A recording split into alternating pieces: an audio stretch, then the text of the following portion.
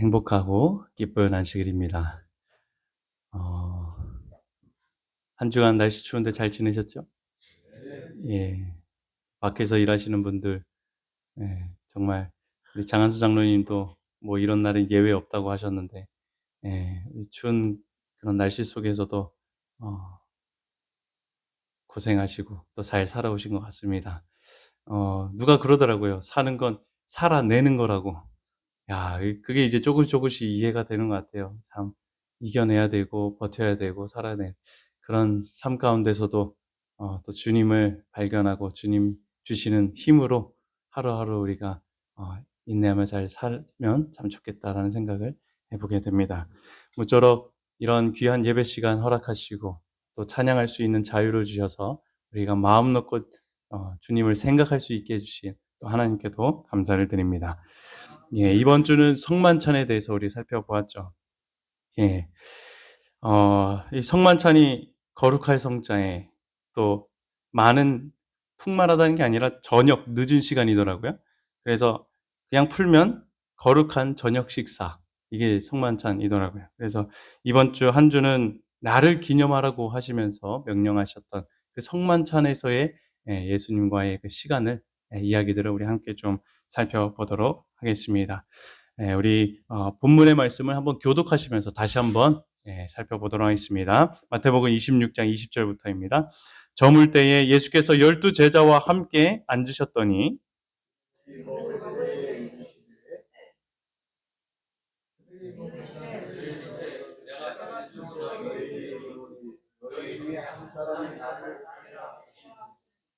그들이 몹시 근심하여 각각 여짜오되 주여 나는 아니지요.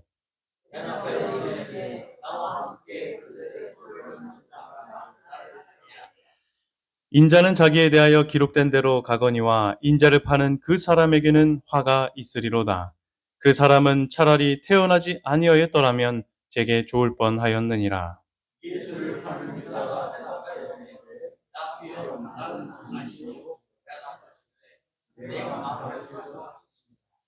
그들이 먹을 때에 예수께서 떡을 가지사 축복하시고 떼어 제자들에게 주시며 이르시되 받아서 먹으라 이것은 내 몸이니라 하시고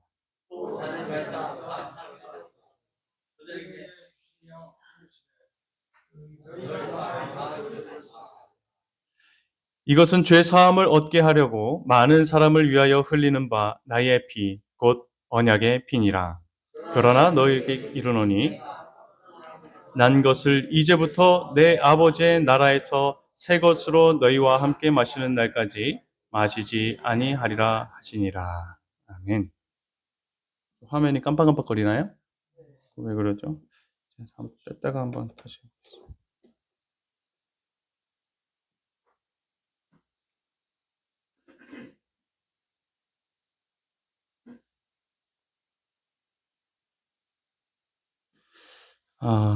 이번 주 월요일은 미국에서 어떤 날이었는지 혹시 아시는 분 계시나요? 이번 주 월요일. 이번 주 월요일은 미국에서 마틴 루터 킹을 기념하는 날이었습니다. 마틴 루터 킹 하면 여러분들 잘 아시죠? 인권 운동가이자 목사로 우리들에게 잘 알려져 있습니다. 이 미국은 인종차별이 굉장히 심했던 역사를 가지고 있죠. 어떤 때는 하도 심해가지고 흑인은 버스 운전기사로도 일도 못했고 버스 이용자의 75% 이상이 흑인이었음에도 불구하고 흑인이 좌석에 앉아도 백인이 원하면 자리를 내줘야 했던 그리고 심지어 버스비를 분명히 지불했는데도 흑인이라는 이유로 백인 버스가 백인 그 기사가 타지 못하도록 막는 그 정도로 극심한 인종차별을 겪었던 때가 있었습니다. 그런데 어느 하루 1955년 12월이었습니다. 좌석을 내어주지 않은 한 흑인 여성이요. 경찰에 체포되는 일이 몽고메리라고 하는 지역에서 일어나게 됩니다. 이 흑인인데 그냥 앉아있는데 일어나지 않았다고 하는 이유로 경찰에 체포가 된 것이에요. 그 다음 날부터 비폭력 인권 운동을 하고 있었던 이 마틴 루터 킹이 몽고메리 버스 보이콧, 우리 타지도 말자. 흑인들에게 그런 어떤 이제 운동을 이제 하기 시작했어요. 이용하지 말자. 그렇게 몇 주간 지속되는 그 과정 중에서 어떤 흑인들은 벌금도 내기도 하고 투옥되기도 하면서 그런 시간들이 있었지만 그래도 이듬해인 1956년 11월 미국 대법원에서 인종차별적인 행위를 한 그 버스 회사는 헌법에 위반된다라는 판결을 이제 이끌어내게 되었고 그 이후 흑인들은 버스에서 원하는 좌석에 앉을 수 있게 되었다. 이야기가 있습니다. 1963년 8월 28일 미국 워싱턴 DC에 여기 이제 있는 것처럼 링컨 기념관 앞에서 낭독되었던 마틴 루터 킹의 유명한 연설문을 여러분들은 한번 좀 들어보았을 것입니다. 나에게는 꿈이 있습니다. 라고 하는 참 위대한 연설이었죠. 이날 흑인계 미국인들은 직업과 자유, 인권과 경제적 권리를 주장하며 행진을 했습니다. 그 행진이 약 25만 명의 흑인들로 이루어졌다고 했죠. 얼마나 많아요. 그죠? 미국 역사상 가장 많은 인원이 참여한 정치적 행진으로 지금까지도 남아 있습니다. 이 행진으로 미국 이 민권법의 통과와 투표권 법까지도 다 이제 통과되는 그런 시간을 가지게 되었죠. 여튼 이 마틴 루터 킹은 안타깝게도 1968년 4월 4일에 또 살해가 됩니다. 하지만 마틴 루터 킹의 이 죽음 이후에도 그의 부인은 흑인 커뮤니티 중심으로 남편의 정신을 이어받아 인종차별에 비폭력으로 대항하는 일을 꾸준히 지속해 갔죠. 그리고 훗날 로널드 레이건 미 예전 대통령이 1986년부터 벌써 몇십 년 지난 후에요. 86년부터 이 마틴 루터 킹의 생일즈음인 1월 20일을 미국의 공휴일로 이제 지정하게 되었고요. 지금까지도 매년 1월 셋째 주 월요일이면 이런 마틴 루터 킹 데이로 보내고 그 기념일을 정해서 정신을 기리고 있다고 합니다. 이 마틴 루터 킹 기념일을 이 미국에 있는 흑인들이 보낼 때마다 어떤 생각을 할까요? 그간에 있었던 여러 선배의 흑인 본인들의 그런 삶을 자유를 허락해 주었던 그 선배들에 대한 감사와 참 감동을 간직하고 기리겠죠. 예수님이 십자가에 돌아가시기 하루 전 제자들과 마지막 유월절 식사 자리를 마련하셨습니다. 예수님은 그 식사를 통해 제자들뿐만 아니라 후대 우리들까지도 그분의 무엇을 기념하도록 이것을 이야기했을까요? 당신의 죽으심, 희생, 십자가. 우리 교회도 매년 2차례에 걸쳐서 세종 예식뿐만 아니라 성만찬 예식을 거행하고 있죠. 말씀에 순종하여 주님의 죽으심으로 이루어진 큰 구원을 우리도 기념하기 위해서 이렇게 거행하고 있죠.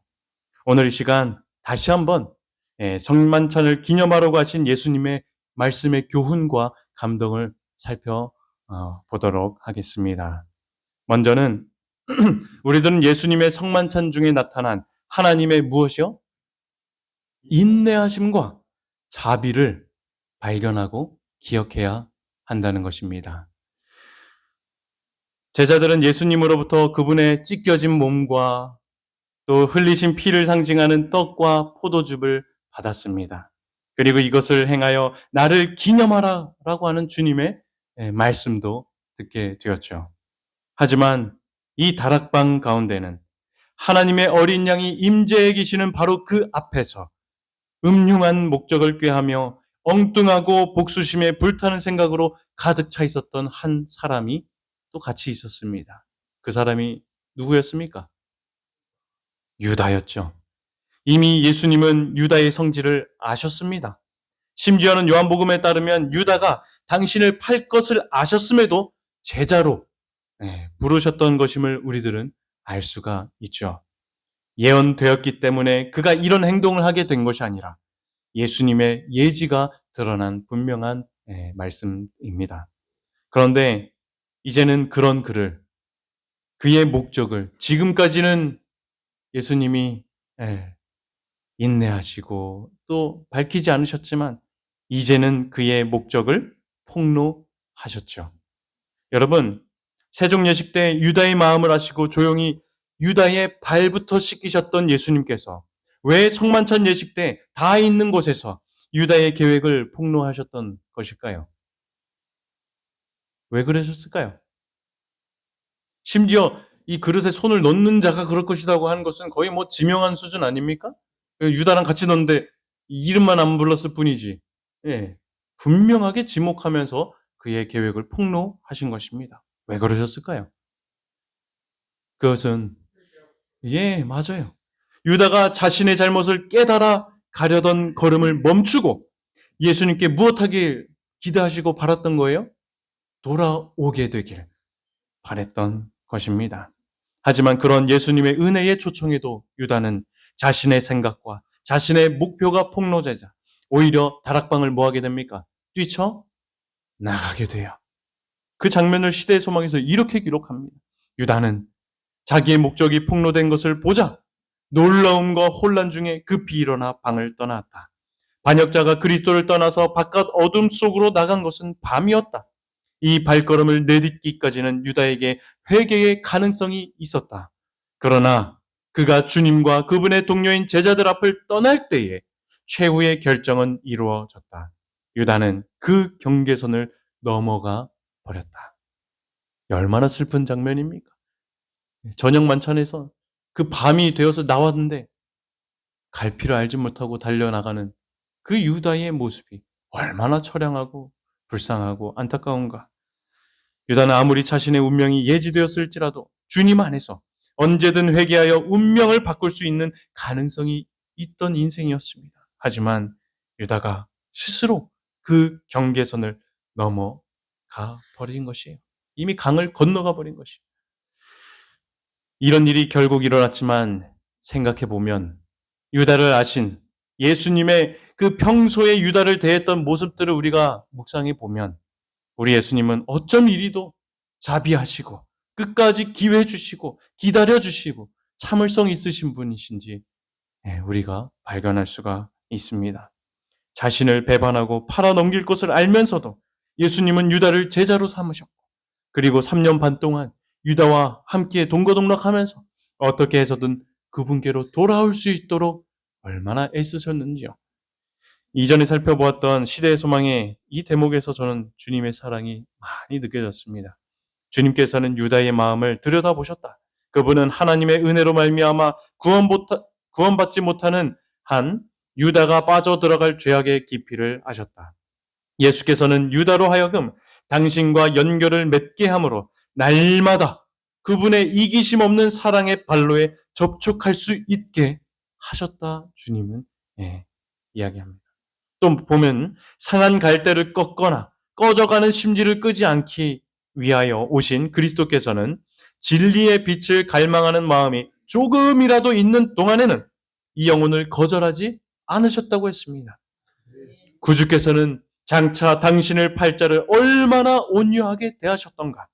예수께서는 가르치시는 중에 탐심을 뿌리째 없앨 자선의 원칙을 역설하면서 유다에게 가르쳐 주기도 했죠. 예수님께서는 탐욕의 흉악한 특성을 유다 앞에 보여주시기도 했습니다. 은혜로서 이렇게 유다를 제자로 받아주시고 인내하심으로 언제나 그 영혼을 대하시며 기회가 있을 때마다 사랑으로 죄를 깨닫게 하시고 틈만 나면 유다로 구원하기 위하여 은혜와 자비를 베푸셨던 주님을 곰곰이 이렇게 생각해 보고 있노라면 그 사랑이 얼마나 부드럽고 감동적인가 느껴보게 됩니다. 오늘 시대의 소망 본문에도 보면 이렇게 이야기했죠. 유다를 구원하기 위하여 하실 수 있는 모든 일, 무엇 하나 하지 않으신 것이 없었다고 했어요. 유다를 위해서요. 자기를 팔 유다를 말이죠. 유다에 대한 자세한 내용은 이제 다음 장 76장에서 유다 파트에서 이제 자세히 살펴보겠지만 우리가 오늘 기억해야 할 대목은 예수님께서는 자신을 반역하고 팔아 죽음으로 몰고 갈 이런 유다일지라도요. 크신 은혜와 자비를 언제나 베푸시고 인내하셨다라고 하는 사실을 우리들은 기억해야 할 것입니다. 한 영혼을 구원하시기 위해 이토록 고군분투하셨던 예수님을 우리들이 잊어야 되겠습니까? 그러니 만일 이런 예수님의 은혜와 자비의 역사 속에 이 유다가 자신을 맡겼더라면 주님의 아름다운 품성으로 회복 되었을 것입니다. 네, 이 시대의 소망에 보니 만일 유다가 이랬다면, 만일 유대가 이랬다면 하면서 예, 그 주님 안에 거했을 때에 받았을 은혜의 축복들을 기록을 하고 있죠. 하지만 유다는 어떤 선택을 한 것입니까?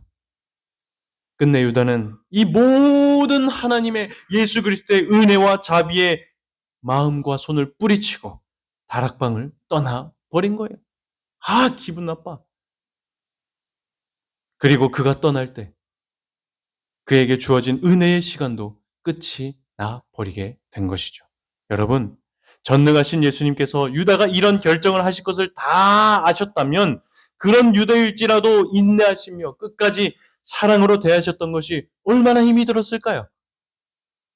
결과를 알매도 사랑을 주는 건 여간 쉬운 일이 아니었을 것입니다. 마치 우리가 누군가에게 성경을 가르쳐야 되고 복음을 전해야 돼. 근데 나는 아무리 너 그렇게 해도 안 믿을 거야 하는 사람에게 사랑을 줄 때 어때요, 우리가?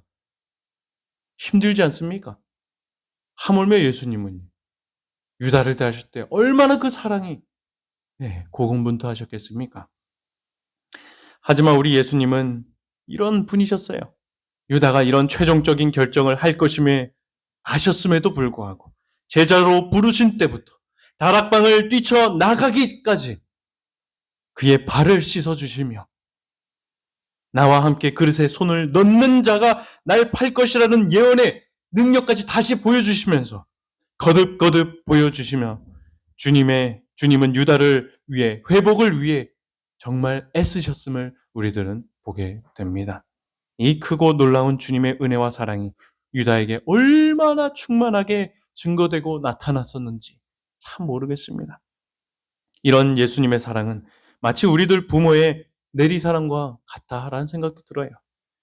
이 일반 교회사에 빠지지 않고 등장하는 인물 가운데 존 웨슬리가 있죠. 예.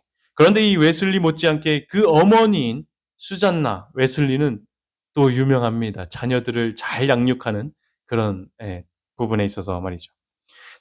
이 수잔나 분은 13명, 사실은 19명을 낳았지만 6명은 이제 죽었대요, 일찍. 그래서 13명이라고 하는 많은 자녀들을 낳았어요.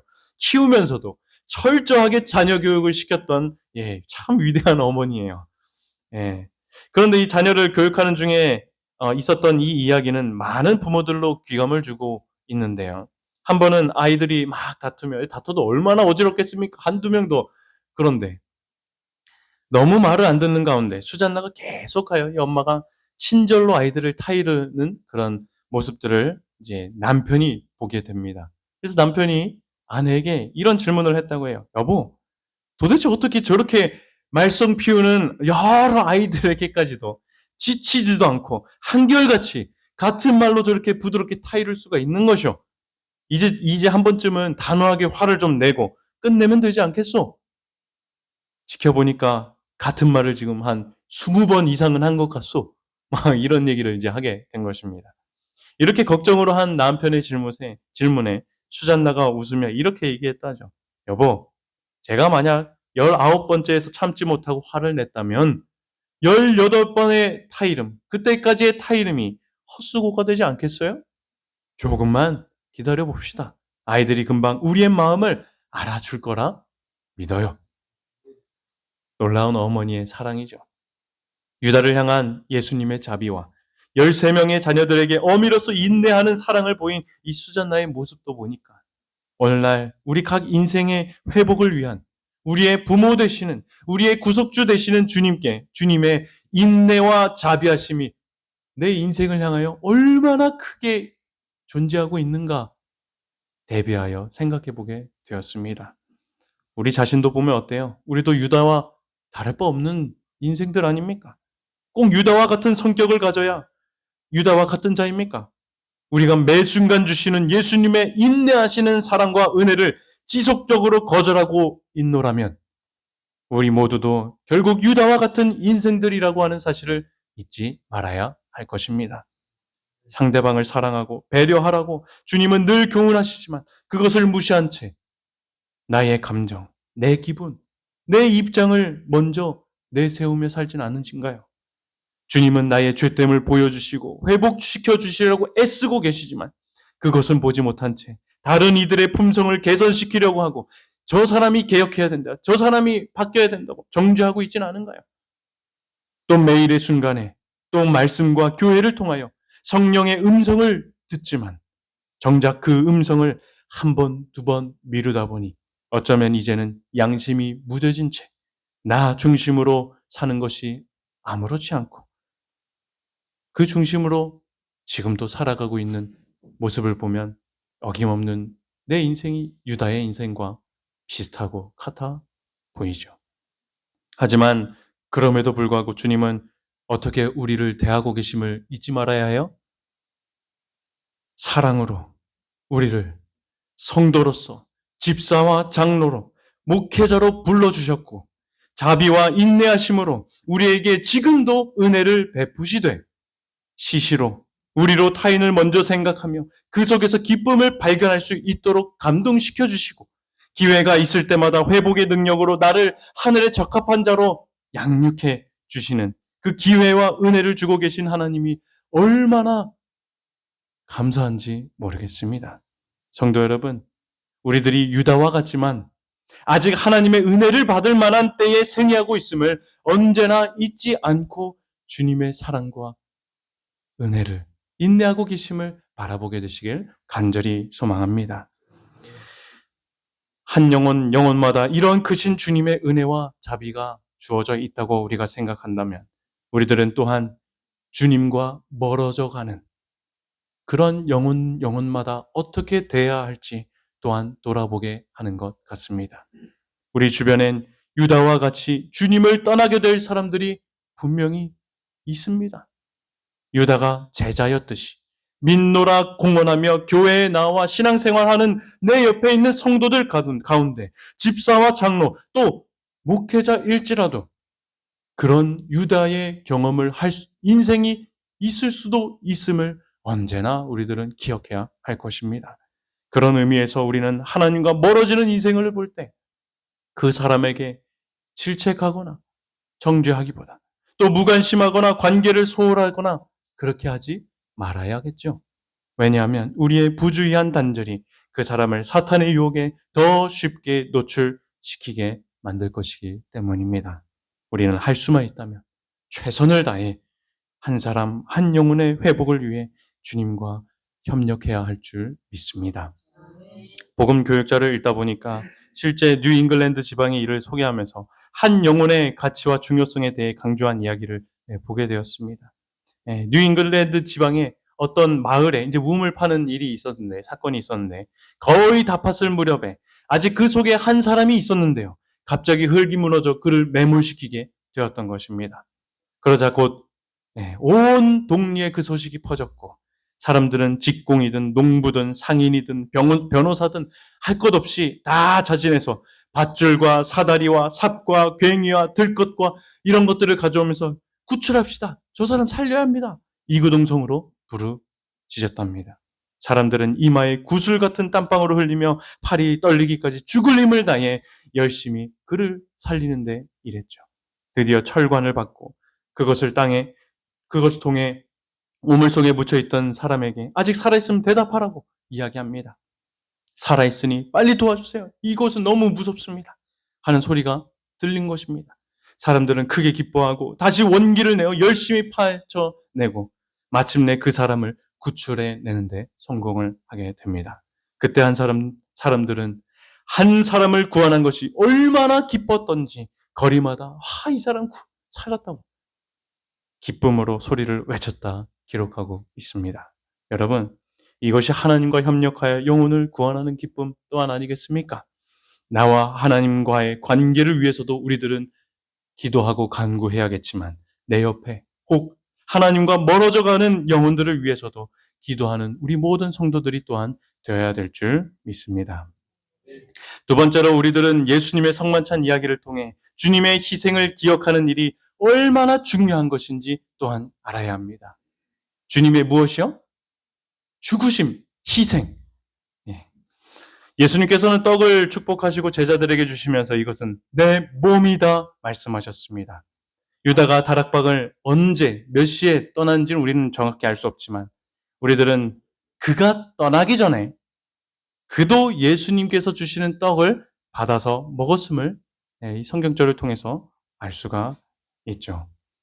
또한 예수님은 포도즙 잔을 주시면서 이것은 죄사함을 얻게 하려고 많은 사람을 위하여 흘리는 자신의 언약의 피라고 또 말씀하셨습니다. 이렇게 예수님은 제자들에게 떡과 포도즙을 나눠 주심으로 자신이 사람들의 구주가 되심을 선포하셨던 것입니다. 그 선포는 곧 자신이 흘릴 피로 확증이 될 것이었죠. 하지만 유다는 그 떡과 잔에 담긴 주님의 희생의 의미를 알지 못했을 뿐더러 끝까지 그 사실을 인정하지 않으려 했고 거절했던 것입니다. 만일 유다도 함께했던 공생의 기간에 나타난 주님의 희생적인 모습과 성만찬 때 예언하신 당신의 죽으심과 희생을 통해 당신의 나라를 세우실 것임을 인정했다면 분명히 다른 인생의 결말을 맞이했을 것입니다. 이런 주님의 죽으심과 희생의 의미를 분명히 깨닫고 이해하는 일이야말로 우리들에게 희망과 소망이 되는 것 아니겠습니까? 그래서 바울은 교회에게 그의 죽으심을 그가 오실 때까지 뭐 하라고요? 예, 이 기념하면서 기억하라고 분명히 명령하고 있는 것입니다. 여기에 우리가 매년 2차례씩 성만찬을 하는 이유가 있는 것이죠. 성만찬 예식할 때마다 주님의 희생을 분명히 기억하는 우리 모두가 되었으면 좋겠습니다. 여기서 특별히 바울은 우리로 주님의 죽으심을 그가 오실 때까지 전하라고 했어요. 선포하라고 하셨는데 그렇게 한 이유가 무엇일까요?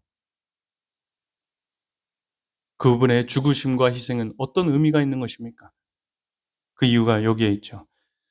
시대 소망에 우리 보니까 그리스도의 죽으심만큼 그분의 사랑을 우리에게 효험 있게 만드는 것은 없다.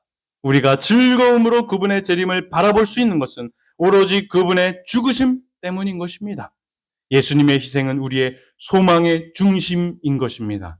그 위에 우리는 우리의 믿음을 세워야만 한다 말씀하고 계시죠. 주님의 희생을 진정으로 생각하며 그 의미를 분명하게 깨닫게 될 때 우리들 어떻게 될까요? 우리들은 비로소 사랑으로 감동받아 서로 배려하며 용서할 수 있게 되고 불가능할 것 같은 내 자신에 대한 것도 주님께 기쁨으로 드리게 되는 놀라운 경험을 할 수 있게 되는 것임을 주님도 하셨고 그것이 우리의 인생에서 나타나길 기대한다는 사실을 잊지 않게 되시길 바랍니다. 잠깐 한 찬양의 영상을 보기를 원합니다. 이 Watch the Lamb라고 하는 찬양인데요. 예수님의 십자가를 억지로 지게 했던 그 구레네 시몬의 입장에서 바라보았던 십자가의 내용입니다. 쳐다보면 살겠다. 바라보는 자는 살겠다 하셨죠. 왜냐하면 이 십자가에 나타난 사랑에 당신의 능력이 있기 때문입니다. 함께 찬양 보시겠습니다.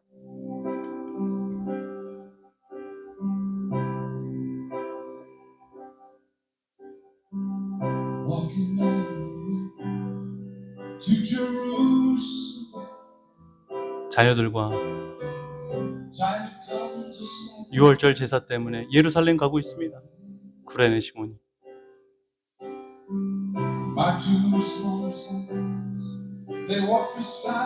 두 아들도 함께 데려갑니다. 재물도 함께 가져가고.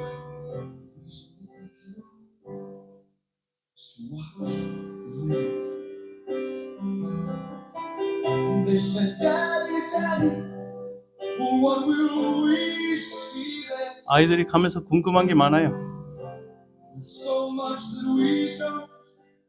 예루살렘 가면 뭐가 있어요? 뭐 보게 되죠? 그래서 가는 길에 아브라함과 모세 이야기를 들려줍니다.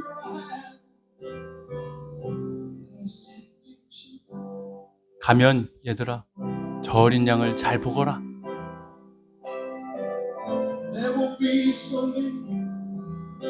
사람도 많을 거야. 진짜 많을 거야. 그러니까 양 잃어버리지 않게 너희들 잘 붙잡고 있어야 돼.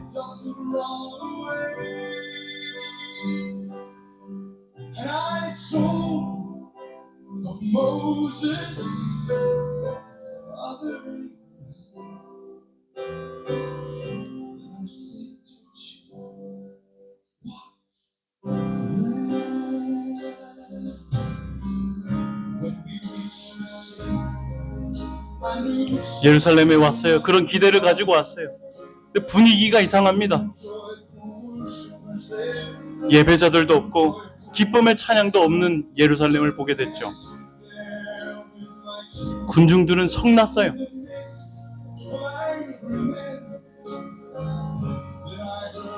막 소리 지르는데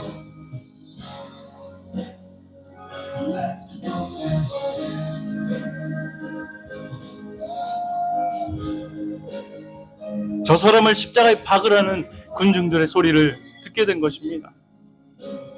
그래 집으로 갈까 했지만 떠날 수가 없어요.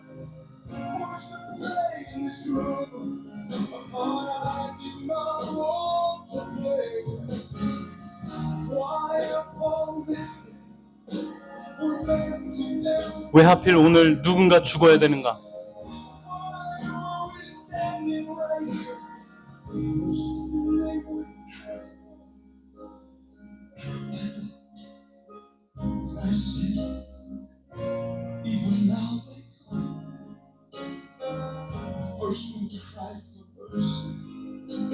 세 명의 죄인들 중에 하나하나를 소개합니다.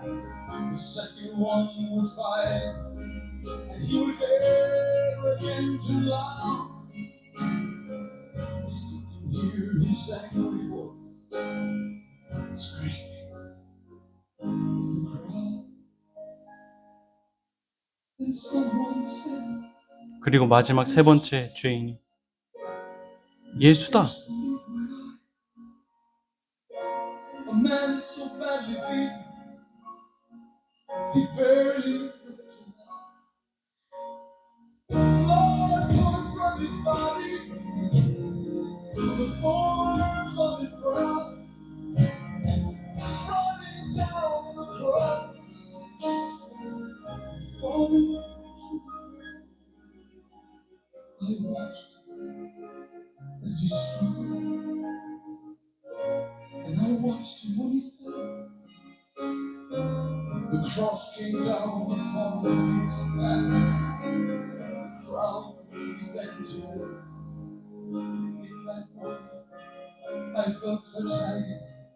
In that moment I felt such loss.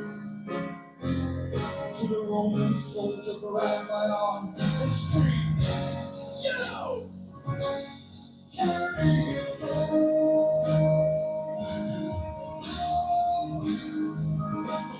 전혀 뜻밖의 예수님의 십자가를 지라는 명령을 받게 되죠.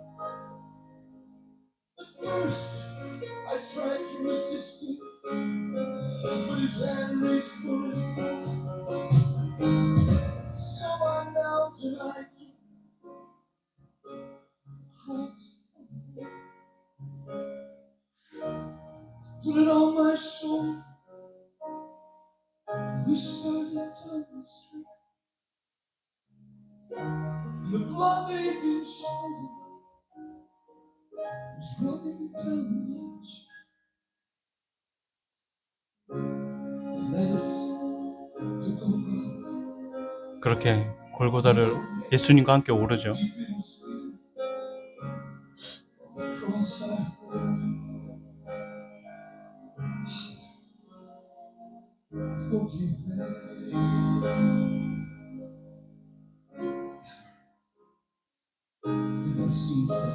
그렇게 십자가에 달린 예수님이 하신 첫 마디가 저들 용서해달라. 저들이 몰라서 그러다.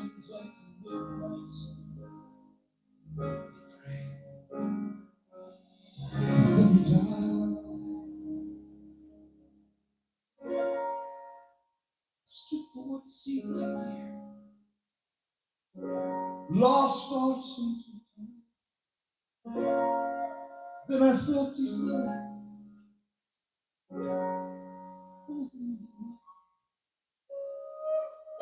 My children stood there weeping,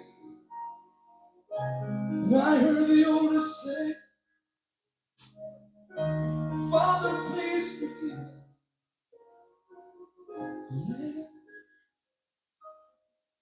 Ran away.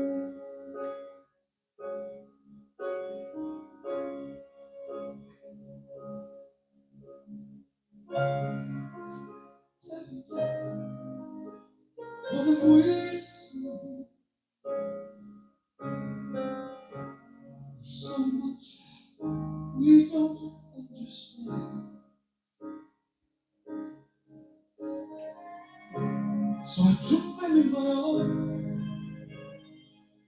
We turned and faced the cross. And I said, did you watch the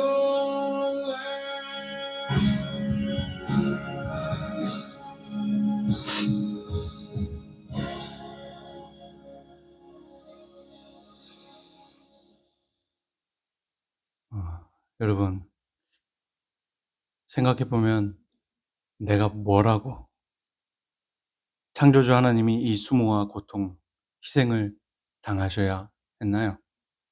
무엇을 위한 희생이셨습니까?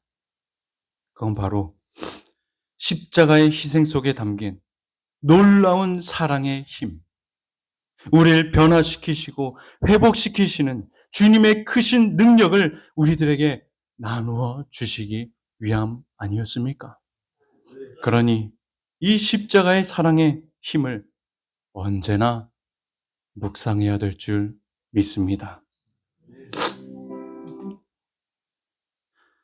이번 묵상하면서 저는 이 십자가의 희생의 사랑의 의미를 잊어버린 채 유다와 같은 생각으로 살았던 제 모습을 떠올리게 되었습니다.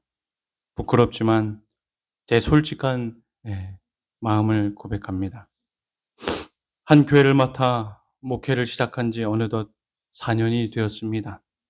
하지만 지난 시간들을 돌아보니 하나님의 이런 사랑을 아직도 깨닫지 못해서 그런 것이겠죠. 목회하며 알게 모르게 고민과 부담이 많았던 것 같습니다. 무엇보다도 목회자에 대한 자질에 대한 것이었어요. 지난 30년의 인생을 생각해 보았을 때 목회하기 전까지는 가족들과 성도들이 주시는 사랑만 받으면 되는 인생이었습니다. 그렇게 살아왔죠. 또 제 삶은 거의 모든 부분에 있어서 혼자 감당하며 살아야 했기 때문에 타인에 대해 신경 쓸 일도 없었고 관심도 별로 가지지 않는 인생이었습니다. 또 요즘 젊은 세대들처럼 저도 그냥 적당한 범위의 관계면 만족하는 그런 어김없는 세대입니다. 그런 저의 모습으로 우리 여기 있는 우리 보은 청년 딱 이 나이에요. 31살 때. 첫 목회를 이렇게 나와 한 교회에 담임을 하게 되니 여간 고민이 그때부터 생기는 것이 아닙니다. 목양해야 하는 성도님들은 연배 차이가 있다 보니 아무리 공감하려 해도 공감하기가 어렵게만 느껴졌습니다. 설교를 준비하는 게 그래서 얼마나 어렵던지요. 또 목회자라는 직분을 감당하면서 나에게는 아직 부족한 누군가에게 사랑을 나눠줘야 하는 경험, 그것을 목회자로서 당연히 가르치고 지도해야 하고 실천하고 모본이 되어야만 했습니다. 복음을 전하고 가르치는 일에도 열정을 가지고 앞장서야 하는데 현실에 있는 제 모습과 좀처럼 좁혀지지 않는 것입니다. 그렇게 안수받는 때는 다가오는데 안수를 받기 전에는 이런 것들이 좀 정리가 되면 좋겠는데 그런 생각에 목회에 대해 얼마나 고민하고 앞으로도 목양하게 될 교회들을 생각할 때 이런저런 연약한 생각들을 하게 되죠. 이 다 사탄의 음성이었던 것 같아요. 유다를 유혹했던 사탄 그런 것처럼. 그래서 유다처럼 그냥 모든 걸 버리고 도망치고 싶기만 했죠. 내 생각과 내 판단대로, 내 살아온 대로 그 삶을 선택하며 살아가고만 싶었습니다. 하지만 그래도 참 감사한 것은 이런 고민으로 목회하는 중에서도 예수님은 정말 제 손을 마치 잡듯이 붙잡는 것 같았습니다. 저를 세워주시고 이끌어주시려 은혜를 베푸시며 정말 엘리야에게 남은 7천인을 보여주셨던 것처럼 희망도 보여주셨습니다. 저는 그 은혜와 주님의 사랑을 놓치고 싶지 않았습니다. 그래서 붙잡기로 했죠. 그랬더니 그간 가졌던 고민들은 그래도 점차 잠잠해지고 용기를 가지어 현재는 유다와 같이 모든 걸 버리고 도망가야겠다라는 마음으로부터 자유케 돼 목회에 임하고 있는 것 같습니다. 언젠가 주님을 위해 순종하는 길 끝에 주님의 마음을 닮은 목회자로 인도해 주실 줄 한번 믿어보기로 했습니다. 왜냐하면 이런 나를 살리려고, 사용하시려고 주님이 이 위대한 희생을, 그 사랑을 보여주셨고, 그 사랑에 나타난 능력이면 나로 하여금 주님의 길을 충분히 걷도록 도와주시고 그렇게 해주실 것을 믿었기 때문입니다. 이런 마음은 이런 여러 말씀을 통해 가지게 된 것 같아요. 근래에 목사에게 보내는 권면, 복음 교역자 이런 것들을 보게 되었는데 이 대목을 읽으면서 얼마나 용기와 힘이 되는지 모르겠습니다. 죄인의 마음을 감화시켜 회개하게 하여 그리스도께로 인도하는 것은 하나님의 능력뿐이다. 그 위대했던 루터, 멜라니톤, 웨슬레, 화이필드 같은 대개혁자, 대교사들일지라도 자기의 능력으로는 사람의 마음을 감동케 하거나 그들이 이루어 놓은 그 같은 업적을 이룰 수 없었다. 하지만 하나님의 능력이 그들을 있게 했다. 이런 이야기였습니다. 얼마나 위로가 되는지 모릅니다. 오늘 본문도 보면 무슨 이야기로 우리를 위로합니까? 그대의 의무가 어렵고 가혹하게 보이며 그대의 짐이 지기에 너무도 무겁게 보일 때 그대를 위하여 내가 멸시와 수치를 개의치 않고 십자가를 참은 것을 기억하라. 엄격한 시련으로 그대의 마음이 위축될 때 그대의 구주가 살아계셔서 그대를 위하여 지금도 간구하고 계시다라는 사실을 기억하라. 저는 저의 영적 경험이 저만의 이야기만은 아니리라 생각됩니다. 우리 모두 제자 유다처럼 성도로, 집사로, 장로로 부름받은 자들로서 이런 영적 고민이 왜 없겠습니까? 주님의 넘치는 은혜와 희생 속에 나타난 사랑의 능력을 인정하지 않고 불신한 채 내 생각과 내 판단대로 놔두어 살아가고자 하는 그런 대쟁투적인 그런 삶 말입니다. 하지만 여러분, 그럴 때 하나님의 이 위로의 말씀들처럼 날 위해 십자가를 참으신, 지금도 살아계셔서 나를 위해 간구하시는, 그래서 승리토록 하시는 주님이 계심을 결코 잊지 않았으면 좋겠습니다. 그래서 우리들은 십자가의 예수님의 사랑을 늘 기념해야 하는 것입니다.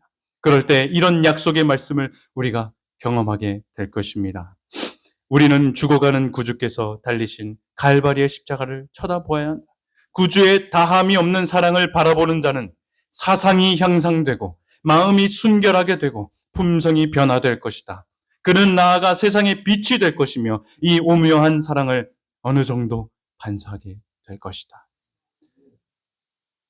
그리스도를 생각하면 할수록 더욱더 우리는 내게는 우리 주 예수 그리스도의 십자가 외에 결코 자랑할 것이 없으니 그리스도를 말미암아 세상이 나를 대하여 십자가에 못 박히고 내가 또한 세상을 대하여 그러하니라 고 말한 사도의 말을 더욱 완전히 받아들일 것이다. 사랑하는 성도 여러분, 우리 모두 자신의 연약한 모습과 죄 때문에 이끌리지 말고 다른 이들의 약점과 허점을 질책하지 마시고 이 크신 하나님의 은혜와 사랑을 바라보도록 인도하며 쳐다보아 소망을 가지고 소망을 나눠주는 인생을 살게 되시길 간절히 소망합니다. 이제 말씀을 정리하며 한 시를 소개하기를 원합니다. 참 예술가들은 멋진 것 같아요. 한 사물을 보아도 이렇게 아름다운 작품을 만들어내니까요. 들꽃을 보며 이렇게 시를 썼어요. 십자가에 달리신 주님을 언제나 묵상하게 하소서. 그 험한 십자가를 바라볼 때 모든 문제의 해답을 얻습니다. 주님이 피해가시지 않으셨던 십자가의 길이 우리를 생명으로 인도하신 길, 오직 십자가에 달리신 주님을 주야로 묵상함으로 나도 주님의 마음 담기 원합니다. 여러분, 들꽃이 뭐예요? 야생화 아닙니까? 누구도 파종하지 않고, 요즘 막 그렇게 파종을 하지만 원래 의미는 누구도 파종하지 않고 재배하지 않고 야생에서 자란다고 해서 야생화이죠. 여러분, 우리들의 삶이 이런 야생화처럼 되어야 하지 않겠습니까? 어디에 뿌리를 내리게 되었던 간에 그저 주어진 하늘을 바라보며 공급해 주시는 것들을 인하여 그 자리에서 묵묵히 자라나고 성장하는 그런 인생 말입니다. 주님이 이런 야생화 같은 우리 인생도 돌보시고 사랑해 주심을 기억할 때 내 형편이 어떻고 내 주어진 성격과 살아온 환경이 어떻고 지금도 내 모습이 어떤가 하며 나 자신을 바라보면서 유다처럼 주님의 은혜를 거절하거나 밀어내는 일은 우리들이 하지 말아야 하지 않겠습니까? 야생화처럼 그저 하늘을 바라보며 십자가의 그 놀라운 희생을 기억하여 우리들이 언제나 주님의 은혜 가운데 머물기를 즐겨 선택하는 인생들이 되길 간절히 소망합니다. 오늘 우리는 예수님의 성만찬을 통하여 나를 향한 무한하신 하나님의 사랑과 한량없으신 인내심이 있음을 살펴보았습니다. 또한 주님의 희생이 얼마나 큰 것이며 그 희생을 깨닫는 자들에겐 하늘의 복과 능력을 소유하게 되는 것임을 보게 되었습니다. 간절히 바라옵기는 우리 교회가 정기적으로 거행하는 성만찬 예식을 포함하여 모든 예배하는 우리 삶 가운데서 언제나 주님의 이 놀라운 사랑이 깊이 묵상되어 우리의 이기적이고 교만한 마음, 또 연약하여져 불신이 생기는 그 마음까지도 사라지며 야생화처럼 우리를 부르신 곳, 각 가정과 교회, 이웃사회에서 주님 닮은 모습으로 하늘의 감동과 기쁨을 나누는 그런 야생화 같은 인생을 다 살아내게 되길 간절히 기도합니다.